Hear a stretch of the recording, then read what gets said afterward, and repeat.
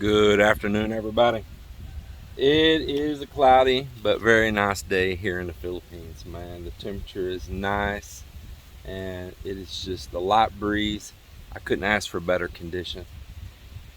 Take this chance when this guy's servicing this chainsaw over here to try to talk to you guys real quick. I want to show you a couple things, just kind of share a few little things about the Philippine pump boats right here. So there's an old decaying one right here. It's abandoned. Let me show you. An old decaying boat over here. I think this boat used to belong to one of Melinda's cousins, or he worked for the guy that owned it or something, but finally seen its day and they abandoned it here at the back of the subdivision out by the beach. But the craftsmanship of these boats, man, they're just amazing. There is thousands of years of knowledge put into these boats, and I do mean thousands of years. That's not an exaggeration. The Malay-Polynesians, the Malaysians, the Polynesians, they're called Malay-Polynesians, that actually even started from even in Taiwan before the Chinese had a huge influence into them. They have taken this canoe design and it has went all the way from Madagascar all the way down to New Zealand, all the way to Hawaii, Indonesia, all around Malaysia, this whole Southeast Asia area, and as I say, including all the way even into Madagascar. And of course, things have happened through the years, like they update the materials they build with. Of course, they didn't have plywood back then. So back then they had enormous trees, though, very enormous trees, that they would literally carve these boats out of huge trees. Now the whole bottom of this boat right here, as you see, this whole bottom is cut from one log. I measured it across here. I got a tape measure here with me. This boat right here is 44 feet long. That's 44 foot from the tip up there, up on the bow, to the back on the stern. And as you can see, there's one big log the whole way down through here. So that is still a bit remnant of the old way of doing things. They would find one of these big, wonderful old trees, and in this modern time, they would take and cut this bottom, make this bottom piece right here, and then they would carve it, and they would start putting all the ribbing and everything on, and eventually went with using plywood and then epoxies and paints. Long ago, like I say, it would have been made out of a lot of solid wood, or they had a few other methods they would use to skin it and all with it too. It's changed through the times, but the basic design has stayed the same. These are outrigger canoes. Some countries use a single outrigger, some use a double outrigger. Their methods of putting on the outriggers change, not only throughout different countries, but they also change throughout even the same country, different parts even of the Philippines. From island to island, area to area, might have a different way that they attach their outriggers on. And this boat here, of course, sitting here, don't have outriggers on it right now, but it had bamboo coming out, and it would have bamboo coming out here to the side that would keep this canoe from flipping over, kept it balanced in the middle, made them extremely seaworthy, very seaworthy.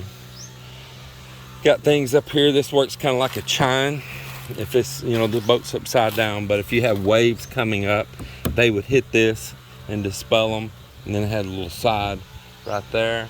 So that's, you know, a pretty good design too, that shears that water away. Up on the bow and the stern both, they would close over the top of the bow and back here at the stern, and that kept any big crashing waves hitting you from behind or in the front from going right into your boat. And the same thing, it had little pieces of wood, kind of like chines, that would divert that water off to the sides and it not all go in the boat. Pretty unique little designs. Of course, years ago they didn't have motors, and these were hand rowed or they were sailed, or both. So You have a good strong piece of wood here in the front and the back, in the front up there and the back right here. And if you struck anything, it gave it something really good and blunt to hit into, not just some thin plywood. Right here is a hole bored through, comes back, and they have propeller shafts coming through right here to their motor. And usually that's a brass tube, and most of the time on these size boats right here, it's a 3/4 inch inside diameter tube with a 3/4 inch outside diameter rod, and they would slide that in there and they'll pack it with grease, usually waterproof like wheel bearing grease, and they'll pack that tube inside and slide that shaft up in there. And this long distance, it may be 6 foot, it might be 8 foot according to the size boat up to where the motor is. That grease wrapped around that shaft that whole way worked as your seal also to keep the water from coming in around the propeller and following up inside that tube and going inside and flooding the boat. So it works as a lubricant in the tube, and at the same time it works as a seal to keep the water out. Pretty ingenious. Extremely important though that this is all lined up very straight. If there's any deflection in that tube and then you run your shaft up and through there, it's going to rub real hard on the inside of that tube. It's going to give a lot of resistance, and it's going to strip a lot of power away from your boat being able to operate, because it's going to constantly be rubbing like a brake on the inside of there. So they have to make sure they get these things aligned absolutely perfect. A lot of times they'll overbore the hole a little bit. They'll get in there and they'll get it all lined up, and then they'll pack this epoxy in around where it's all lined up, and they can just take their fingers back here and just spin the shaft, and they can feel that it's no friction on it, none at all. And then they'll start packing epoxy around it, letting it set up just exactly where it's at, and make sure it's got a nice clean alignment on it. Back here, this is a shaft that went straight down through, and it had the rudder back here at the back, which was hand controlled up at the top. Very simple design, and these can be beached. Now let's talk about beaching them. Like if you've been watching, any of you watching Justin on Critter Hunter, him and Dexter and Elvis and all the crew down in Darwin outside of Dumaguete, building a dive boat down there right now with a bigger version than this, a much taller boat with huge outriggers on it. Well, they keep talking about a sacrificial piece on the bottom of the boat, a sacrificial piece. Well, this is that sacrificial piece right here, okay? It's made to where it can be stripped off, see? And this old rotten boat here. And this sacrificial piece, every time you drag this boat in and out at the beach, it grinds away some of this wood little by little, instead of it down here grinding on your main part of your boat, which is very important to the structure of your boat. And as it grinds down and gets thin, you come through, knock it off, make a new one, epoxy it. Craftsmen will actually bore holes and put wooden dowels in. There's certain woods they can use here that make just wonderful dowels, and they may dowel rod it instead of putting nails. That's actually got dowels. That's a dowel right there. There's a dowel. I saw some nails down at the other end. Probably somebody just did a little makeshift repair on it at some point. But yeah, that's dowel rotted in right there, and epoxy. And the next thing is this, it's kind of like a keel at the same time, but it also aligns this boat going straight on the water. And this one's a little crooked down through there, and the one on the bottom of my boat's really crooked, and that's not good. If a craftsman did a really good job, he should have kept this centered. I can see it's a little off center here. Up in the front it's centered pretty good, then it kind of veers off the one side of the boat. But if you get all that little wiggles in, it's going to cause drag. You're going to lose power there. But if you get it nice and straight and put it on there really perfect, well, then that'll also keep this boat running really straight and true in the water. Let me show you up here in the front. You can see back here the thickness of this, and in the front it's already wore down really thin, because a lot of times they'll bring up on the shore just the front part of the boat, and so real often the And I'll tell you what they call this. Listen, I'm gonna back up here again. So when Justin and them kept referring this to a sacrificial piece, the locals here where I'm at in the Philippines, over here in Panay Island, they call this the slipper. This is the slipper, is their local term here for it. And that actually helps them a lot of bringing it in and out of the beach. It also makes it easier to slide on the beach, because if you have all of this bottom right here grinding on the sand, that's really hard to push, super hard to push. But if you just have this little point right up here and it's balancing on it, it's easier. So the taller this is, a lot of times the better it is. I'll see them sometimes even like 6 inches tall or so, and that really helps out quite a bit. So that is called the slipper. Some downsides I see in their boats is if this was turned over, like right in this area in here, that structure there, that's making like a bulkhead, but they don't put a dividing sill bulkhead. So that could have been like solid right there and sealed. And then there's another bulkhead along in here somewhere up here in this front. If they would seal those and compartmentalize these, if they did get a hole punched somewhere along the boat, it can't flood the whole entire boat. So that is a downside in their construction that I don't like, is why do they not make solid bulkheads, or at least the bulkhead solid up to the point of the water line or a few inches above the water line. So if you did take on some water, the boat did get heavier, which increased your draft, that you still have some room before it would float over into the next compartment. So just kind of sharing some of this with you. You can see all this is carved, and I carved a big piece of wood here all the way up onto the bow. That'll get it all attached in. So a lot of good craftsmanship. These guys pass this knowledge along hand by hand. Younger guys getting out there with the older guys, help them build them. They learn how. It passes along, it passes along. It is just a trade that's been going on in these countries for literally thousands of years.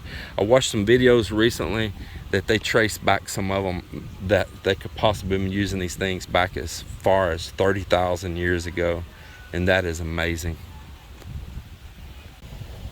See the little eyeball peeking through right there? I see you. That's some liwit. Got some nice shrimp here. I'm gonna cut up these calamansi, butter. Got a little seasoning here in case I want it. I just want to keep it upstairs up here. Actually, don't mean I'm going to use it right now. A little salt and pepper, sea salt right there. Yeah, another day of grilling. Mel and I, we cooked up ribeyes and pork chops on this yesterday. Then last night I cooked 2 more. These are little small ribeyes. They're not very big. They're really little. And on that ribeye, I actually cooked it up with a whole bunch of butter. So I was telling you how that slipper also helps keep the boat running true and straight.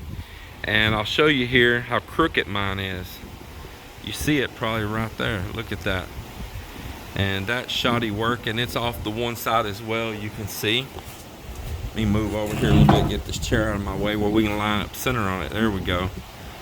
So you can see even in the front there, it veers off to the left, then it's kind of straight a little bit, then it veers off to the right, comes back around. It's pretty shoddy work also. Yeah, it's just wiggling every direction right there. So it's one of the reasons the boat's not in the water right now. I'm gonna do a little repairs to that boat, and one of the things I'm gonna do is get the planer out, and I'm gonna try to straighten up that slipper a little bit. I do like the boats though, they're pretty cool. They're a really great design. And I've been putting, over the past few years, a lot of time in studying the designs of those boats. Not only here in the Philippines, but I look around at how the neighboring countries are designing theirs as well. And I just tell you, I'm impressed with them.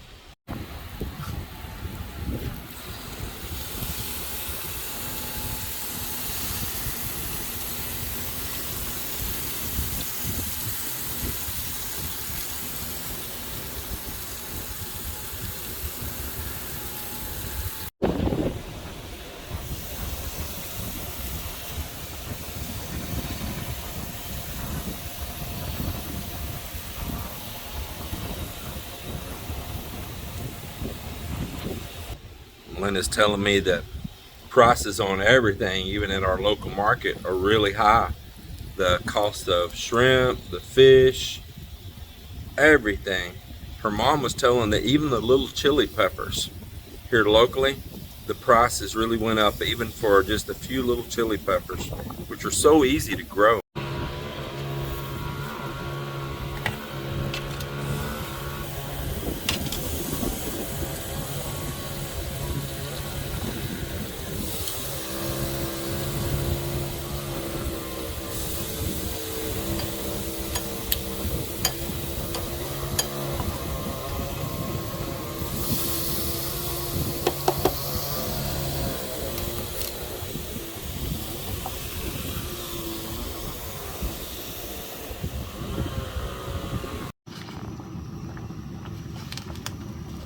Fresh na fresh ang gulay from bakuran, from the garden.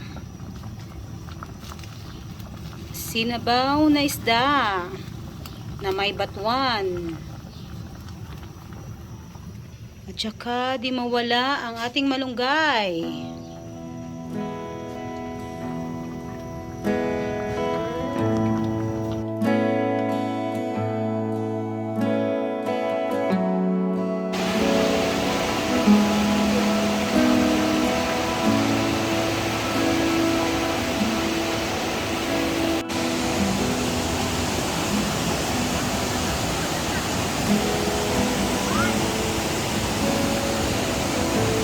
Meow meow.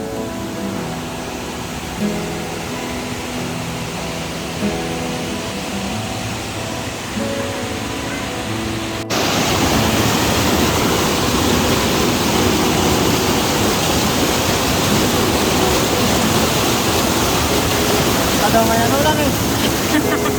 Ben, orang kan nakasuy. No problem for washing.